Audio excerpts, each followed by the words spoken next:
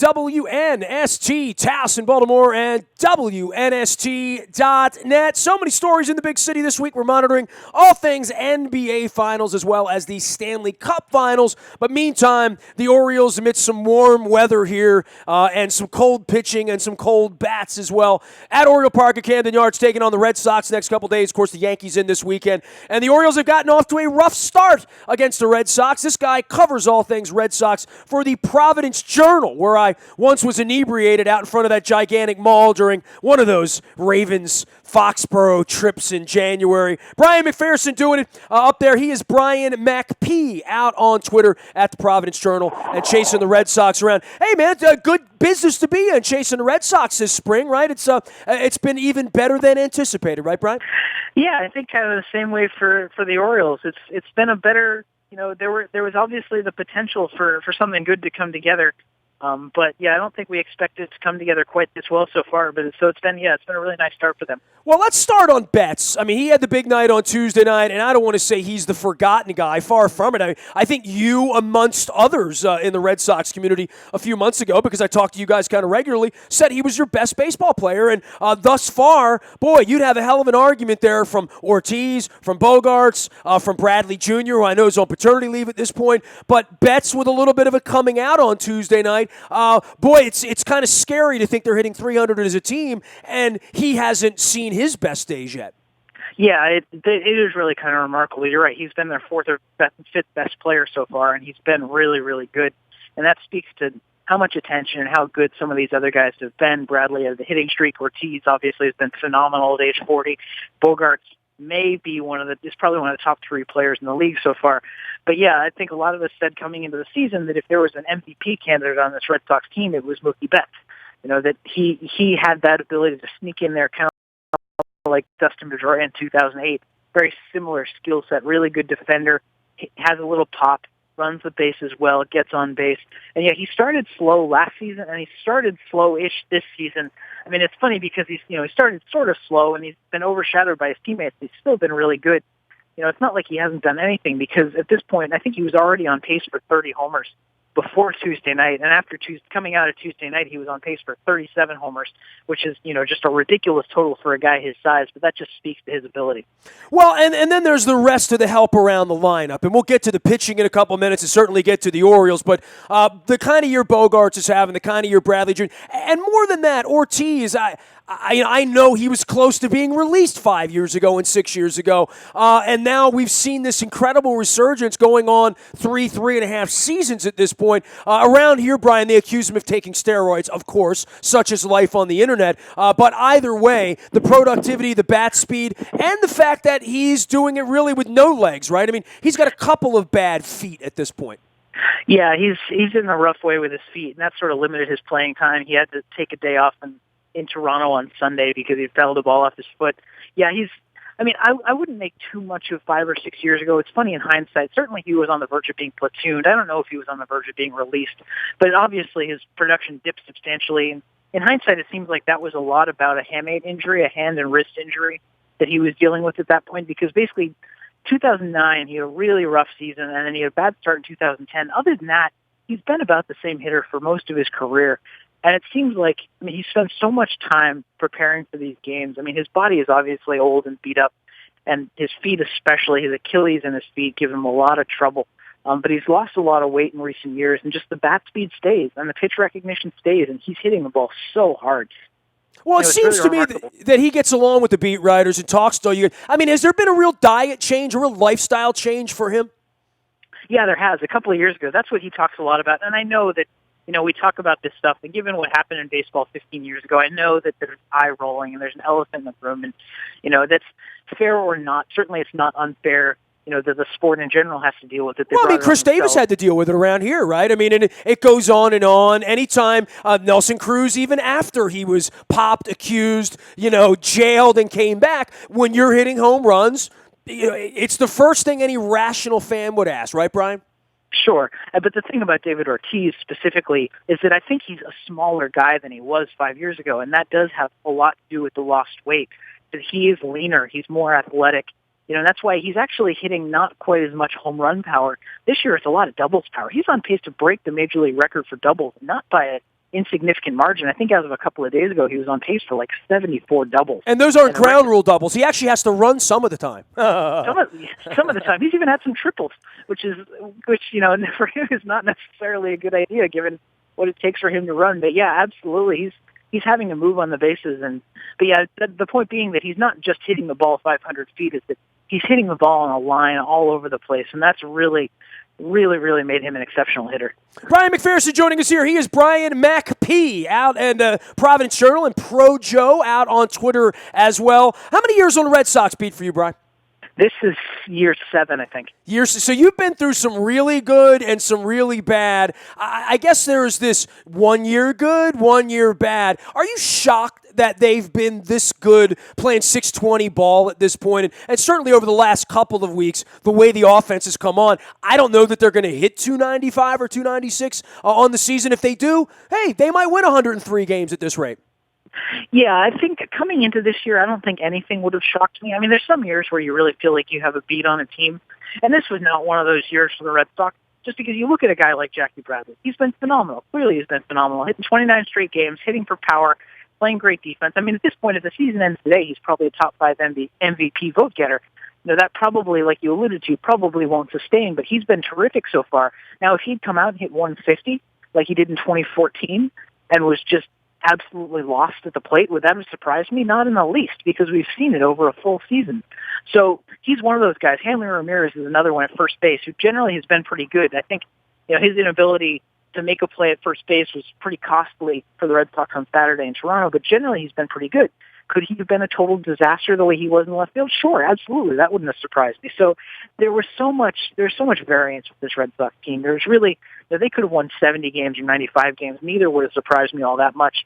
And yeah, like I said earlier, that it's all kind of come together, and a lot of the things that could have gone either way have gone the right way for them so far. We're really, in the midst of this Ubaldo Jimenez and Gallardo, and certainly with the old man that runs the team here, jacking up ticket prices late after signing Davis. The money that was given to Sandoval and what was expected out of him, and I know for you covering the team, watching him come in, the switch over from Sherrington to Dombrowski, there was a lot of thought in the offseason that for the Red Sox to be good this year, he would have to bounce back, and it's been the exact opposite. He's gone, and it may be addition by subtraction, yes? Yeah, there's a little bit of addition by subtraction. Certainly Travis Shaw has been really good, much better than expected. I mean, they drafted him as a third baseman, but then moved him over to first because they didn't think he could play third, and as it turns out, he's a pretty darn good Major League third baseman. And he's even hitting some, too. He's a streaky hitter. He's a really nice 6-7 hitter in a contending team's lineup, and that's what he's been, hitting a lot of doubles. But some of it, too, is just kind of the accountability and the urgency. The benching of Sandoval out of spring training absolutely set a tone. Right from the start, this Sandoval, that you weren't just going to get a job because of how much money you were making. And, sometimes teams pay lip service to this, but Dave Dombrowski came in and really made it clear that this was the way it was going to go. And we've seen it recently now. Clay Buchholz moving to the bullpen. He wasn't performing. They had a better option. It doesn't matter how long you've been on the team or how much money you've been making. If you're not one of the best 5 starters, you're not going to start. So that tone started with the Sandoval benching for Shaw. Certainly it helps that Shaw has really performed, but it does seem like the tone that got set early on has helped this team a lot. All right, so for Bogaerts, and to see him at this point, now we have our own guy, right? We have Manny Machado. We're kind of waiting on scope and to see what's going to happen there. But these guys with the bats, 2 years ago, you looked at Bogaerts and said, nice player, kind of looking like scope, right? Going to be a nice player. It's going to hit 240, 250, going to hit the ball a little bit, certainly has some pop, could develop some 20 home run power. To see what you've seen over the first third of the year here this year, not just the average, because I think we saw that last year, but the fact that he might actually hit 20 home runs. Yeah, or more. I mean, that's the thing about these young guys, and you're right. You saw it with Machado. You've seen it with Scope. Some of these guys that, if they're a little good at 22 in the major leagues, a lot of times that means there's still potential for growth. Last year, Bogaerts hit 320, basically just hitting the ball the other way. All he was doing was kind of hitting the ball the other way. He was just, going with pitches in the outer part of the plate, which is, a really kind of mature approach for such a young hitter. And now that he's shown he can handle those pitches the other way, pitchers are challenging him in because he's getting singles on balls the other way, and he's not always crushing the ball when it's in, but sometimes he is. And that's where that power is coming from, is that he's earned the pitches in his, in that strike zone where he can hit the ball hard. And yeah, this is where he's kind of made the step from guy who's contending for a batting title, kind of looks a little bit, I don't even, this is going to sound derogatory, but, it's sort of Derek Jeter, just singles the other way. And now he looks like, a potential superstar, a guy who can hit 25 homers along with everything else he's doing. Well, Fenway messes with young guys, right? Like, I know as a visiting player, everyone says you come in and you just want to hit the ball over that wall and pop it up or pop it off the wall or play some wall ball, and then you have the big field out in left field, the huge field in center field. To play there every day really is to adjust mentally to that ballpark as much as anything. Yeah, and that's where Chili Davis, the hitting coach, gets a lot of credit. Because, yeah, you're right, the Green Monster helps keep the left-handed hitters sound. David Ortiz has said that for a long time, that remembering to hit the ball the other way off the Green Monster keeps his swing kind of sound, keeps him from pulling the ball too much. But even the righties, you look at Hanley Ramirez so far this year, he's hitting doubles and triples to right field, and it's hard to homer to right field at Fenway Park, but what Davis has driven home is there's a lot of doubles and triples out there. That you hit the ball in the gap, you hit the ball down the line, it rolls for a long time, and that's a lot of ground for a right fielder to cover. So even Pedroia is going the other way. It keeps the swing less vulnerable because you're able to cover both sides of the plate. But B, it just, if pitchers are going to pitch you out there, take it. And yeah, you're right. Instead of just aiming for the Green Monster and rolling the ball over, these guys are hitting the ball in a line to right center field, and that's what keeps the line moving. They're just double after double after double, and that's really what's driving their offense. Brian MacPherson joining us here from the Providence Journal, 7 years now on the Red Sox beat and covering all things Red Sox. I guess we can't talk about the Sox without talking about pitching and talking about where they are versus where the Orioles are over the next 8 weeks. Obviously, it's been a little bit of a bloodletting for the Orioles over the last 15 games or so. But the pitching for the Orioles is going to be the question. I think the depth for the Red Sox and who's going to take the ball on the fourth and fifth day, the Buchholz situation, and also just seeing Rodriguez work his way back in on Tuesday night. Heartbreaking for all Orioles fans in the Andrew Miller deal, but maybe he is that difference maker taking the ball the next 10 starts and looks more like a number 2 or a number 3 the way he looked on Tuesday night as opposed to a guy who's just trying to find his way. Yeah, last year was an up-and-down year for him. Certainly he was dealing with some pitch tipping issues, so kind of you give him a little bit of credit for that, and all of a sudden his 3.85 ERA looks even better. And I think that's sort of what you expect this year from him, for him to grow into that number 2. That's certainly what they expected at the beginning of the year before he got hurt coming out of spring training. And that could be a real boost for them because the starting pitching market right now looks really, really bad trade-wise. There's just not going to be a lot out there. And it's going to be pricey, right? I mean, more than that, the Orioles have nothing to deal from in the organization. And I know Dombrowski would like to deal, but, you have to have that depth and be willing to give it up. And who wants to give up a young player? I mean, that's why Rodriguez is out there at this point, right? Absolutely. And Betts and Bogarts, they've seen the value of developing that young core. So, yeah, ideally you're not trading for that number 2. And, the Red Sox have seen in the past someone like John Lester. In 2007, he was just a kid. It was such a, heartwarming story, him pitching the World Series. By 2008, by the end of the season, he's their best pitcher. And he's starting game 1 of the playoffs. And I think that's the sort of growth you can still hope for from Eduardo Rodriguez. Maybe that's best case scenario, but even if he's close to that, that all of a sudden he could be, a bona fide number 2 behind David Price, and that's starts to look like a really nice rotation. Well, certainly with Price, there were concerns about him early on, and we remember the first visit up to Fenway in Week 1 when, quite frankly, the Orioles looked like a better team than the Red Sox at that point. Price has settled down a little bit. It's always awful. You give a guy $200 million and you look up in June and his ERA's over 5, but by and large, you feel like things are going in the right direction for him. Yeah, they are, and his strikeout numbers and his walk numbers always pointed towards him being better than his ERA had shown so far. There was an adjustment period, and he made some mechanical adjustments. I don't know if that was a real necessary thing or if that was just sort of a placebo that he needed to feel better about the way he was pitching. You see guys struggle at the beginning of these huge free agent contracts. They put the pressure on themselves, and now it does seem like he's settled in. I mean, he's David Price. I don't think there was ever all that much concern that he was not going to be David Price. There's some free agent bust. But for him, as long as he's healthy, I mean, the concern with a contract of that length for a pitcher like that is that he's going to get hurt because all pitchers get hurt. But if David Price is healthy, he's one of the best pitchers in the game. There's no reason to expect otherwise.